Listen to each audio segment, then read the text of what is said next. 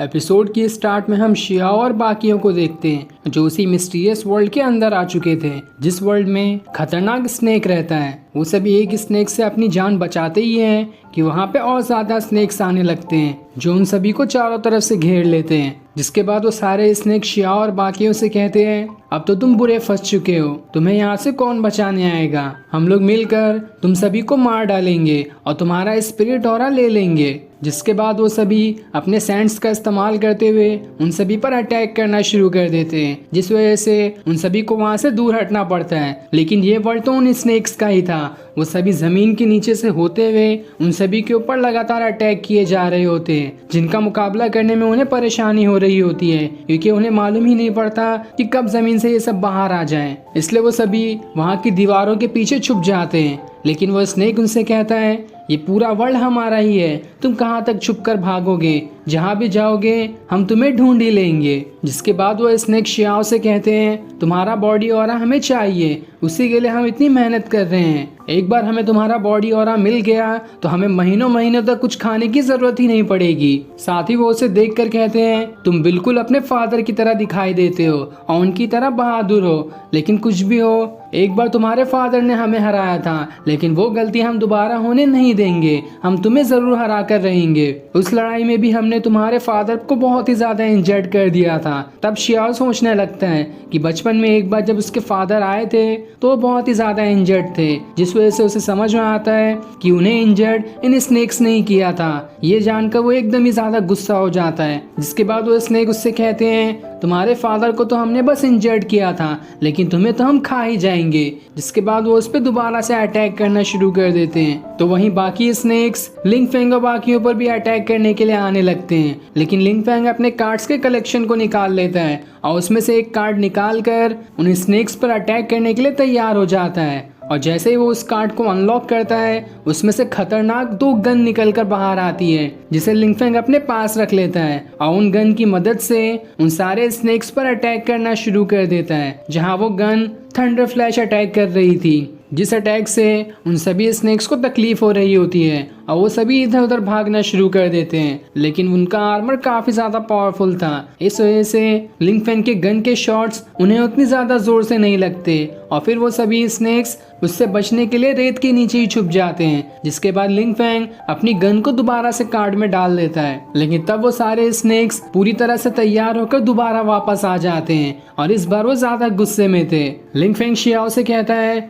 इन snacks को उस beast की तरह कमजोर मत समझना, वो एक स्पिरिचुअल बीस्ट था जिसे तुम्हें ना मारने के लिए ही ट्रेन किया गया था। लेकिन ये स्नेक्स ऐसे नहीं है, ये जब उन्हें मौका मिलेगा तुम्हें खा जाएंगे, इसलिए इनसे लड़ने के टाइम सावधान रहना। जिसके बाद लिंगफेंग अपनी एक कार्ड को अनलॉक करते हुए शियाओ के चारों तरफ एक शील्ड बना देता है ताकि इसकी मदद से वो अपने किसी भी कार्ड्स को जल्दी अनलॉक कर सके और इससे उन स्नेक्स का अटैक भी उसे जल्दी नहीं लगेगा। लेकिन वो स्नेक्स उससे कहते हैं, अभी तो हमारा बड़ा भाई आया भी नहीं है, तुम कब तक यहाँ से बचकर भाग पाओगे, हम तुम्हें इतनी आसानी से जाने नहीं देंगे क्योंकि तुम्हारे फादर के जाने के बाद कितने दिन हो गए हैं और अभी तक कोई इंसान यहाँ नहीं आया था ताकि हम अपनी भूख मिटा सके।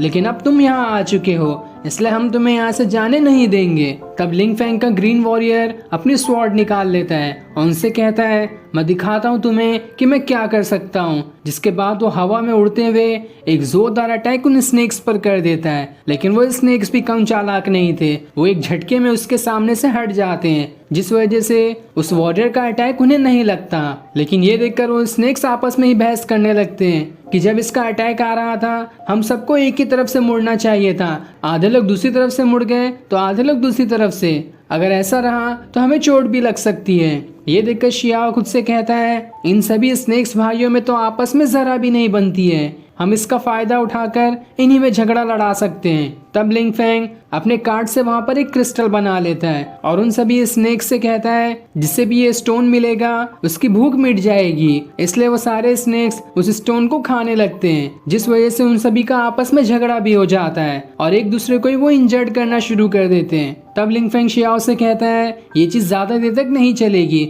हमें इनके बड़े भाई के जागने से पहले यहाँ से निकलना होगा, क्योंकि अगर वो जाग गया तो हमारे लिए बहुत बड़ी मुसीबत हो सकती है। जिसके बाद लिंगफेंग फेंग वहाँ पर दोबारा से अपनी गन को निकाल लेता है और उस गन को निकालते हुए वो इन स्नेक से लड़ने के लिए तैयार हो जाता है। तो वहीं वॉरियर भी तैयार था ताकि वो इन स्नेक से दोबारा से लड़ सके। लेकिन अब जमीन दोबारा से हिलने लगती है और मानो उनका बड़ा भाई अब बाहर निकलने वाला हो। तभी जमीन के अंदर से दो बड़े स्नेक्स बाहर निकलते हैं और उनके साथ ही उनका बड़ा भाई भी होता है जो कि बहुत ही ज्यादा बड़ा था, जिसके सामने बाकी स्नेक्स तो चूटी जैसे दिखाई दे रहे थे। और उस बड़े भाई के 6 सर होते हैं जो देखकर सारे लोग एकदम घबरा जाते हैं। वो स्नेक्स अपने बड़े भाई से कहते हैं, काफी दिनों बाद यहाँ पर इंसान आए हैं, हम उसे खाना चाहते हैं ताकि हमारी भूख मिट सके। जिस पर उनका भाई कहता है, मुझे भी इनकी बॉडी ऑरा की वजह से मालूम पड़ गया कि यहाँ पे जरूर कोई पावरफुल इंसान आया है। जिसके बाद वो अपने 6 मुंह को एक्टिवेट करते हुए उन सभी की तरफ अटैक करने के लिए आने लगता है। लेकिन वो वॉरियर शियाओ को दूर ढकेल देता है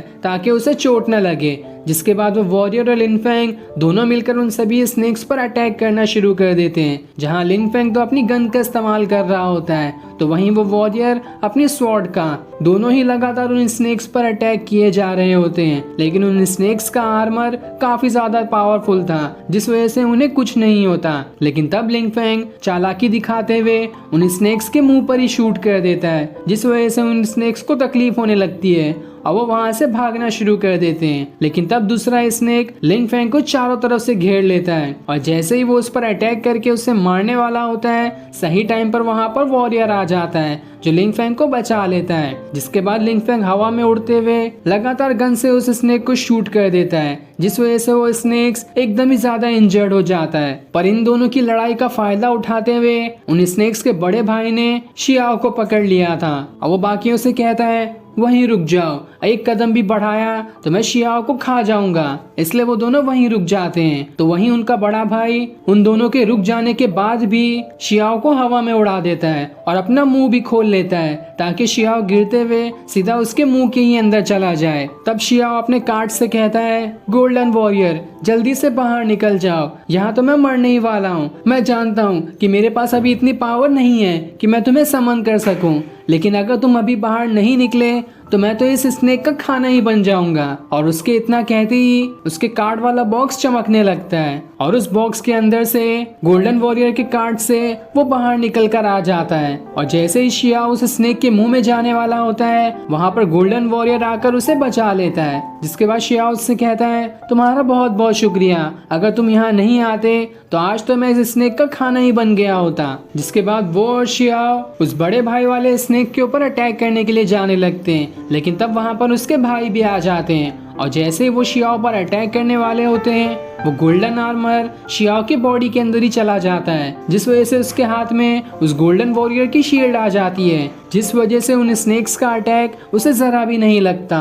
और फिर गोल्डन आर्मर उसके शील्ड से हटते हुए स्वॉर्ड में बदल जाता है ताकि उस स्वॉर्ड की मदद से शियाओ उन स्नेक्स का खात्मा कर सके। इधर लिन फेंग उस स्नेक से अब भी लड़ रहा होता है, जहाँ उसके साथ वो वॉरियर भी होता है। लेकिन वो स्नेक्स रेत के अंदर से छुप छुप कर उन पर अटैक किए जा रहे होते हैं, जिस वजह से उन्हें समझ नहीं आता कि कहां से अचानक में वो स्नेक आकर अटैक कर देंगे। इसलिए वो सभी वहीं रुके होते हैं। लेकिन तब लिन फेंग हवा में उड़ते हुए दोबारा एक स्नेक पर अटैक करने वाला होता है। लेकिन जब तक उसका अटैक लगता तब तक पीछे से एक और स्नेक आ जाता है और उन दोनों के मुंह के बीच में ही लिन फेंग आकर फंस जाता है। लेकिन लिन फेंग का आगे क्या होगा इसके बारे में हमें आगे के एपिसोड में पता चलेगा। और ये सीन दिखाते ही ये एपिसोड यहीं एंड हो जाता है।